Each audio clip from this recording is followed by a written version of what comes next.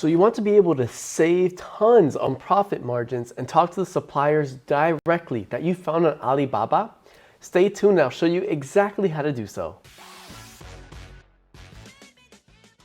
So if you don't know, you can save tons of money once you find a suitable supplier on Alibaba and searching them on 1688 and paying them in RMB.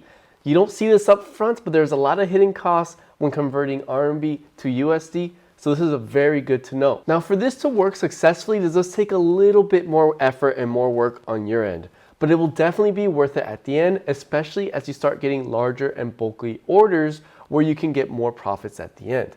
In this example, I'm going to be looking for headphones on Alibaba. So here I am on the Alibaba website and I'm going to search for headphones. Now I have to make sure I have the right certifications that the supplier is very reliable. So I'm going to check verified supplier and trade assurance to filter down some of the suppliers. In my country, it needs a certification CE, so I'm going to put that certification so it will just knock out a tons of suppliers. And then I would recommend that the product comes from mainland China and that they have experience exporting to your country. So in this case, I'm going to pick Spain. That's not my country, but it's just an example.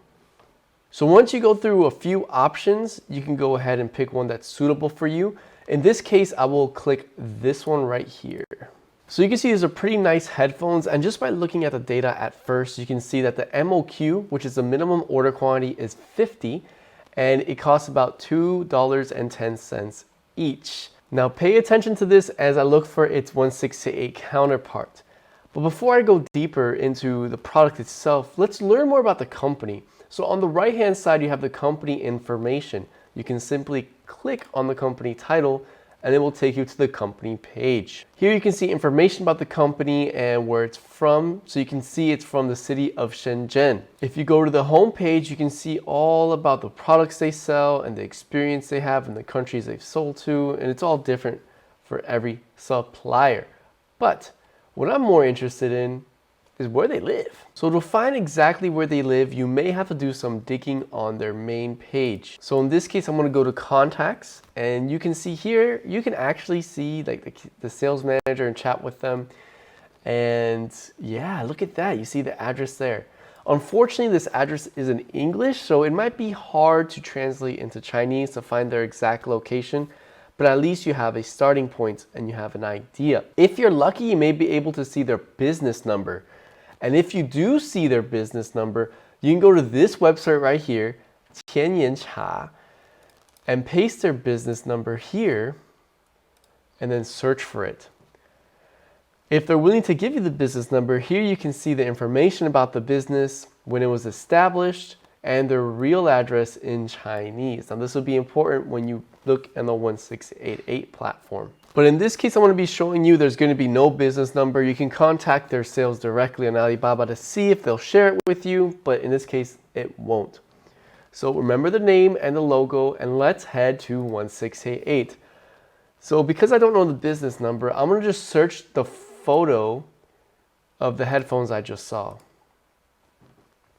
And this is on the 1688 platform, is using its algorithm to detect the photos. Now what you can do here is you can, if you want to translate it to English using Google Chrome, you can, but it does get a little bit messy, as you can see here. But if you want to choose the area, I want to choose Shenzhen. So that's in Guangdong, Shenzhen. And that already narrows down the options for you. Now I'm going to be keeping everything in Chinese, it's just easier for me to navigate. And you can see the different kinds of options. But I'm just going to select a random one. So this is the random one I selected. You can see that they sell the exact same product. Now this may not be the exact same supplier, but they are in Shenzhen, and you can get more of the company information by clicking on the company information up here.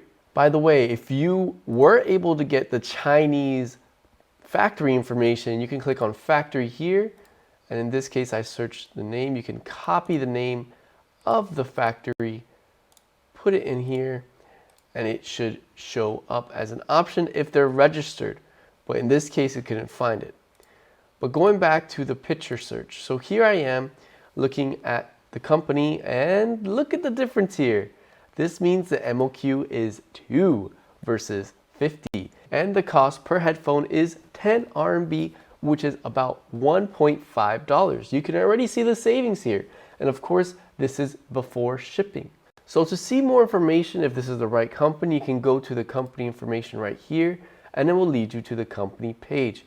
And again, if you're confused, you can translate to English and go accordingly. Again, this is not the same factory, but you're gonna have to do some work on clicking on the different options on 168 based on the picture search and narrowing it down by the city to actually find the exact factory. But what's interesting about this is, although it's not the same factory, you can see the certifications down below here. So here you can see the support CE, ROS, and that they have experience shipping products overseas. This is actually an overseas product here. Okay, let's see if I translate it into English.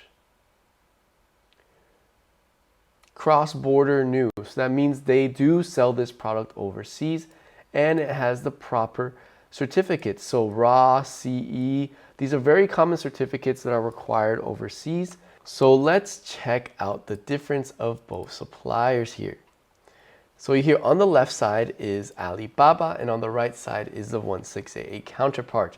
You can see the MOQ is 50, so that's a ton that you gotta buy. You gotta spend at least $100, whereas MOQ here is 2. You just need to spend like $4 to get started and just to test the market. Testing the market with 50 is a lot more risky. And this is about 1.5 USD each, depending on what color you pick. And yeah, these are different colors like black, red, and the quantity of each. Also, it is good to make sure that you have a means to pay them in RMB, which I have many videos on how to get your USD into RMB and to actually pay them, and verify with them before they ship it that this is the international version. You may have to text them on 1688 or give them a phone call if you can speak Chinese, that you are using the overseas version to sell. Because if you sell a domestic version, everything might be in Chinese and it won't be a good experience. So you want to tell them, I want the same version you use on Alibaba to be able to sell this product. Now, as you saw the clear differences there, which one do you prefer? Obviously, one is more suitable for platforms like Alipay Tour Pass that you can pay directly. And then the Alibaba, everything is in English and more user-friendly, but you can see the difference there. Although 0.5 cents is not a large amount in the short term, but if you want to do long-term business with bulk orders, it will definitely add up. And in this example, I just did headphones.